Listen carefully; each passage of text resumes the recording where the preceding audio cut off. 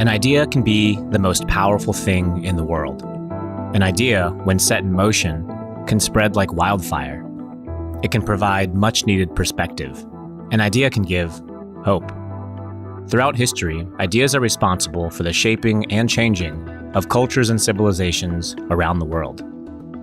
And as creatures cut from a creative cloth, ideas are not only the tip of the spear, but the lifeblood of our ability to take the intangible and make it tangible. But what do we do when we find ourselves in that terrifying position we all fear the most?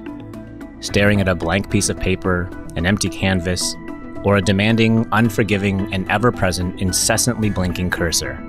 When the dark realization hits us like a bus, and we breathlessly utter those four dreaded words. I'm out of ideas. This is Process, a series that explores the many facets of creativity through dissection and execution.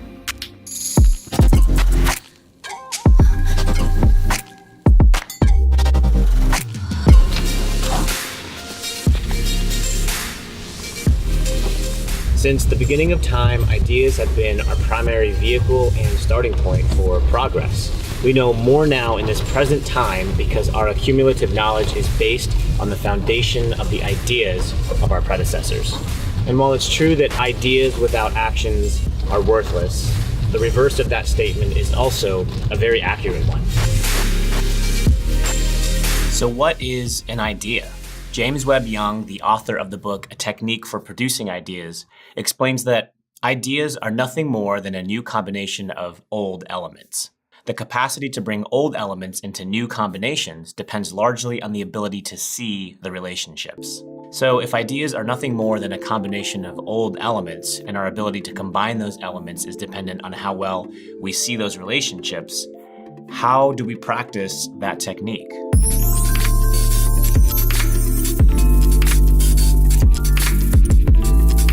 When initially trying to come up with an idea, learn as much as you can about that particular subject. Gather examples and articles that pertain to the topic at hand. Are you creating branding for a food service company? Then research the past and present trends in design for that industry. Or are you writing a 30-second jingle for the ice cream shop uptown? Listen to 100 jingles from different dessert companies. And while this step will pertain to your idea at hand, this is something you should do constantly, even when you're not in the thick of trying to come up with an idea. If you see something that resonates with you, log it away either via bookmark or a phone pic to be used for step one in a later process.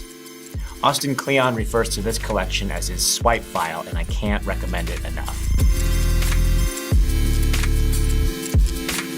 In reviewing your curated materials, begin combining thoughts and ideas from the resources you've collected. Experiment with juxtaposing concepts from one resource with ideas from another.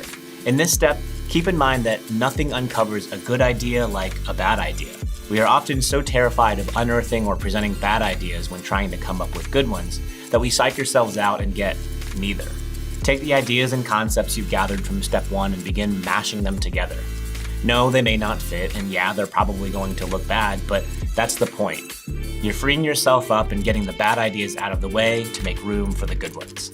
The other thing this does is it turns work into play. By relieving ourselves of the pressure of coming up with a good, finished product, our mind will be in a better state to generate ideas more creatively.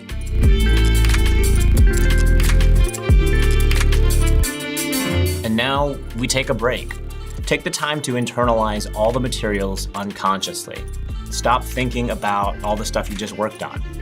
This step is so crucial in the process of ideation and can be an easy one to dismiss, but don't skip it. Go for a walk, go have some coffee, read a book. Put the initial problem out of your head as completely as you can. Let your subconscious mind begin chewing through the work while you kick your feet up. Trust the process and let the idea come to you. This will usually happen when you aren't thinking about it, which is why clearing out your head in step 3 is so important. These eureka moments usually present as nuggets of ideas from step 2, but with a much more renewed sense of energy and insight. Now that you have your idea or collection of ideas, the work of action begins. And like we mentioned before, ideas without action are worthless, so get to work.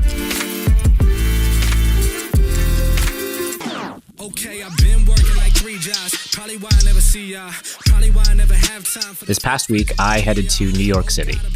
Before going on that trip, the only idea I had in place for this current episode was the title. I had no idea what its structure was going to be. I didn't know how I was going to present the concepts once they came to me. But I did know that on the bus ride there, I was going to have time to collect and curate the materials and ideas that I needed to begin the process. Once I logged away concepts and articles that already existed, I began loosely combining them in my head as I walked along the busy streets or rode the train or ate way too much food. By collecting the raw materials I needed for my idea, along with scribbling out bad ideas and concepts, I set myself up for a number of eureka moments. It also very much helped that I was in a place that inspired me and really allowed my subconscious to work through those ideas. As Mark Batterson says, a change of pace plus a change of place equals a change of perspective. While I was in the city, I attended a conference for creators called Creators Offline. It was held at the one and only 368, and suddenly I found myself in a whole room of people who rely on generating ideas on a daily basis. So I asked them. Jesse Driftwood. What's up? Hello. Where do ideas come from? All right, so I have no idea. If I am struggling to think of ideas, then I might just make a vlog about struggling to think of ideas. Ideas come from everywhere around you, all right? Problems, solutions, good things, bad things. Notice everything that's happening. That's where the ideas come from. My ideas come from a lot of different places. So one of the most common ones for me is music. Or I'll watch either a good movie or some videos that inspire me. I think that ideas really do come from experiences and exposure probably more than anything else. While the process of ideation will look different for every person, the practicing of the ability to do so should be similar. By strengthening our ability to see those relationships of past experiences and ideas, we make it easier on ourselves to generate ideas for the future. And an idea can sometimes be the most powerful thing in the world. Thank you so much for watching. If you enjoyed this episode and want to stay up to date with future episodes, please subscribe if you aren't already. And if you want to support this series, you can do so on Patreon, where patrons get a monthly behind-the-scenes vlog, as well as insights on future episodes and news on things coming up.